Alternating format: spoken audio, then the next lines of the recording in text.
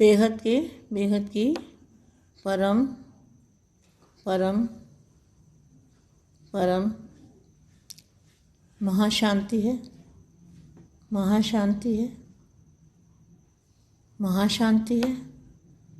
महाशांति के साथ बेहद की कला की महा परम प्रकाश भी साथ में है। बेहद की परम शांति के साथ बेहद का महाप्रकाश, वो भी शब्दों के साथ में है। ऐसे आपको महसूस भी करना है, समझना भी है, सोचना भी है। हमेशा इसी याद में रहना है कि हमारे आसपास परम प्रकाश है, परम प्रकाश है। हमारे आसपास लाइट है, बुद्धि में लाइट रहना है। लाइट माना हल्का भी और परम प्रकाश भी। इसी तरह से अनुभूति करनी है सभी बेहद के बच्चों को। सदा स्वयं को सार स्वरूप माना बाप और आप। ज्ञान का सार क्या है? ज्ञान किस लिए समझाया बापू जी ने? समझ में क्या आया?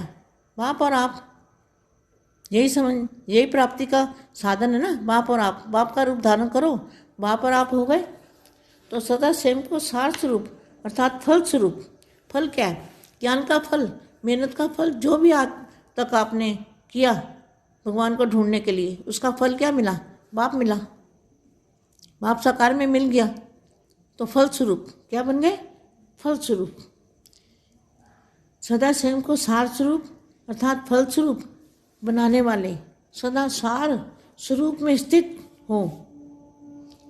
सार स्वरूप देखो, तो सार माना बाप और आप, तो सार स्वरूप में स्थित। तो सार स्वरूप में स्थित, ये शब्दों का मतलब समझना है पहले तो। सार क्या है? ज्ञान का सार है। ज्ञान का सार है बाप और आप, ठीक है, बाप और आप। तो सार स्वरूप में स्थित हो, तो इसी बाप और आप के स्वरूप में स्थित रहना है। और औरों को भी सार की स्थिति में स्थित करने वाले, क्या?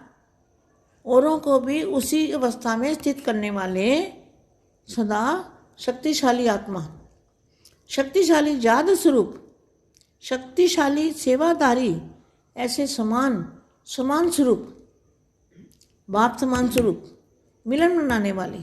क्या? समान स्वरूप मिलन बनाने वाले, माना बाप और आपके स्वरूप में मिलन बनाने वाले श्रेष्ठ आत्माएं।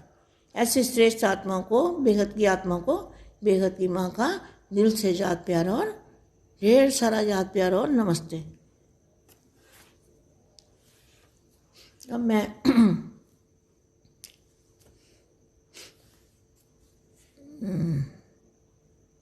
अच्छा, अब यहाँ से पढ़ती हूँ। सदा खुशी में रहते हो, खुशी में ही सबसे बड़ी से बड़ी दुआ और दवा है। सदा यह खुशी की दवा और दुआ लेते रहो। सदा खुश होने का कारण शरीर का हिसाब किताब भी अपनी तरफ खींचेगा नहीं खींचेगा। न्यारे और प्यारे होकर शरीर का हिसाब किताब चुकतू करेंगे। कितना भी कड़ा कर्म भोग हो, वह सूली से कांटा हो जाएगा। कोई बड़ी बात नहीं लगेगी। समझ मिल गई ना? और हिसाब किताब तो खुशी से चुकतू करने वाले बन गए, लेकिन सहज हो जाएगा।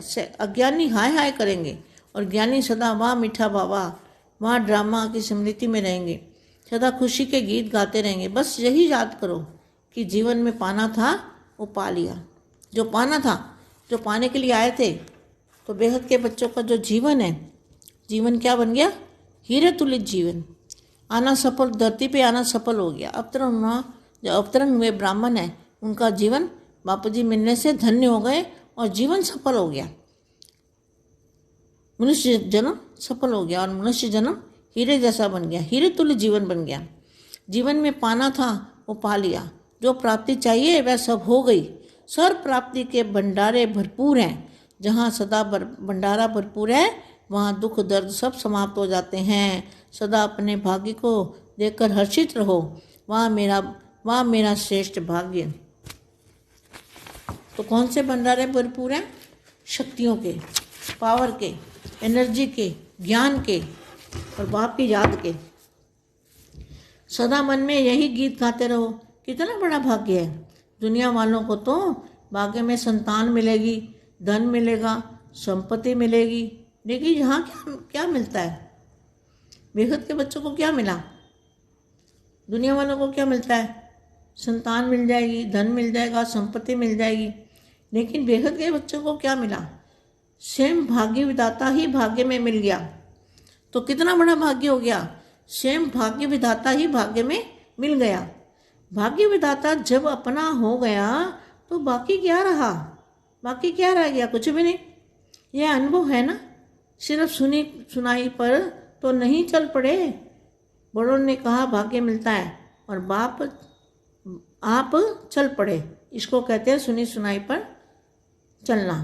तो सुनने से समझते हो, अनुभव से समझते हो, सभी अनुभवी हो। संगम युग है ही अनुभव करने का युग। बापू जी का जो ज्ञान है, जो बापू जी ने ज्ञान दिया ना, वो अनुभव का ज्ञान है। और अनुभव आत्मा जो होती है ना, अनुभवी आत्मा, वो कभी भी हिल नहीं सकती। उसको माया अपनी चपेट में ला नहीं सकती। माया जीत होते हैं वो, सदा माया जीत, प्रकृति जीत।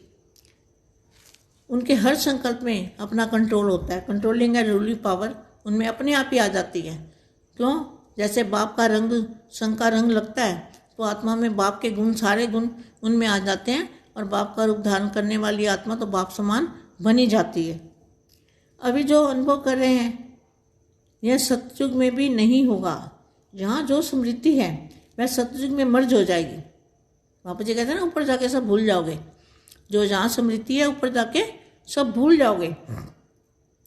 यहाँ अनुभव करते हो कि बाप मिला है, वहाँ बाप की तो बात ही नहीं है। संगम युग ही अनुभव करने का युग है। तो वहाँ तो क्या है? वहाँ क्या होगा?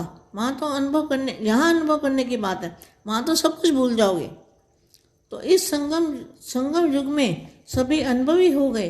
अनुभव आत्माएं कभी भी माया से धोखा खा नहीं सकती। देखो वही बात आ गई ना।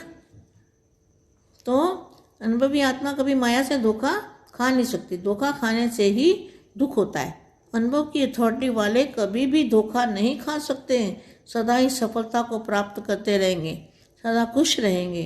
तो वर्तमान सीजन का वरदान याद रखना, सर्व प्राप्ति स्वरूप संतुष्ट आत्माएं, संतुष्ट बनाने वाले, क्या संतुष्ट रहने वाले और दूसरों को संतुष्ट बनाने वाले। तो संतुष्ट आत्मा कैसे बनते हैं? जब तक दादाजी का परिचय नहीं मिलता, जब तक भगवान नहीं मिलता हमें, तब तक हम संतुष्ट आत्मा नहीं बन सकते। तब तक बुद्धि भटकती रहती है। और जब बुद्धि बाप मिल जाता है, बेगत के दादाजी मिल जाते हैं, तो बुद्धि का भटकना बंद हो जाता है। सर्व प्राप्ति स्वरूप बन जाते हैं।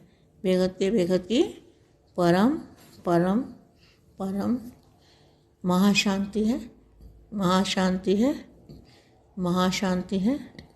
बेगत के परम प्रकाश के साथ, बेगत के परम प्रकाश के साथ महाशांति है, महाशांति।